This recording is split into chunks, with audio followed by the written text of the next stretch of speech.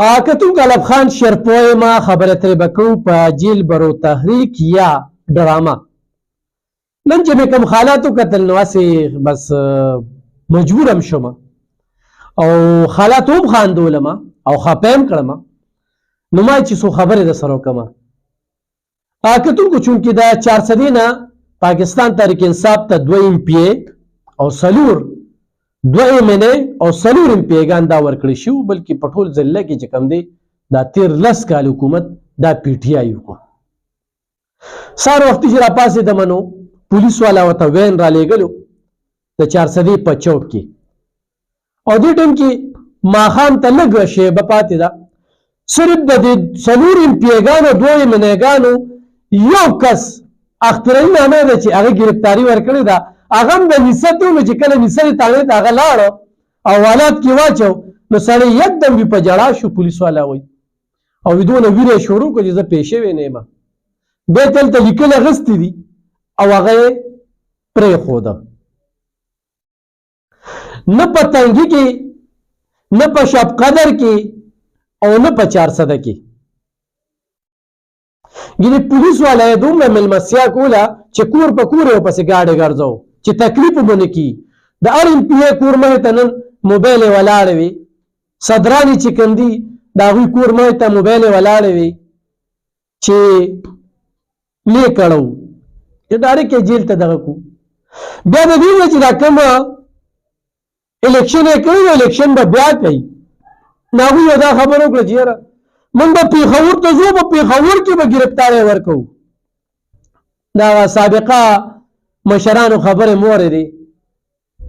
نو دلته په 400 کې ستاسو حکومت و، په 400 کې جیل شته او نوی جیل جوړ شوی دی او 100 کاله پس جوړ شوی دی. او 100 کاله پس چې کوم دی کې د 100 کسانو اضافي گنجایش دی. دې وخت کې به کې 350 نه زیات دي، یعنې هغې کې 120 کسان راځي، خو دې وخت کې به کې قیدیان د 350 نه زیات دي. نو چې تاسو هم پکې 400-500 دا کړی وی نو لږ به چې بیا روبتی او حکومت هم راغلو نه د جیل لږ احساس په هم درته شوی و چې یاره دا جیل خو غټول پکار دی. 10 کاله موږ دلته کې حکومت وکړو او 100 کاله پس دا جیل جوړ شو. د جیل کې چې کوم دی نو صرف د 100 کسانو اضافه موږ وکړله. دې سره به دا غټ غټ لیډران چې کوم دی دا ګیر شي نو لږه به پته ولګي. اگر چې عمران خان صاحب هائی کورټ کې منتونه کوي چې ما ترې ضمانت میلو شي، تاسو به ګوره دا ولی خان او ذوالفقار علي بټو، د ذوالفقار علي بټو نه په دې ملک کې پاپولر لیډر نو چې ګرفتاري ورکول نو څنګه نیغ روان دی جیل ته. ولی خان چې ګرفتاري ورکول نو څنګه نیغ روان دی جیل ته. دې ته وایي لیډرشپ.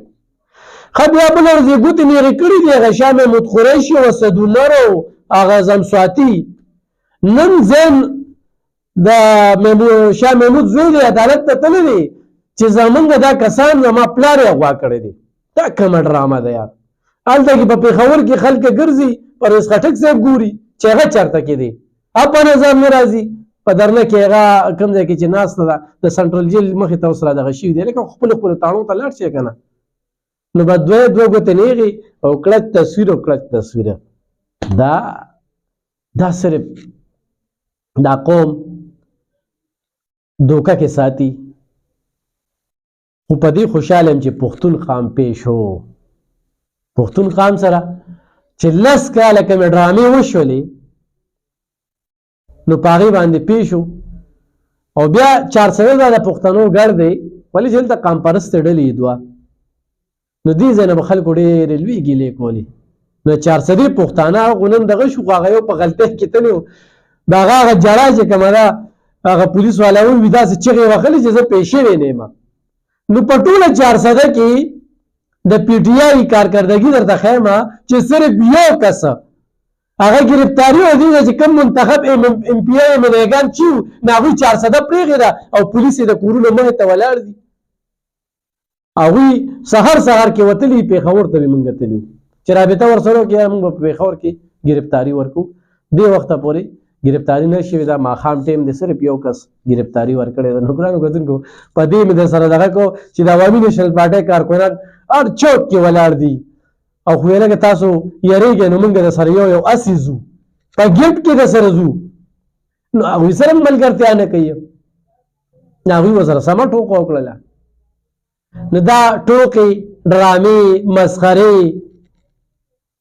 دروغ فریب دا خو موږ خیر د 10 کالو نه لګي خو دا اوس چې راځي او دا واضح راځي هلکه جیل برو تحریک ته ساجد دی په پنجاب کې د حکومت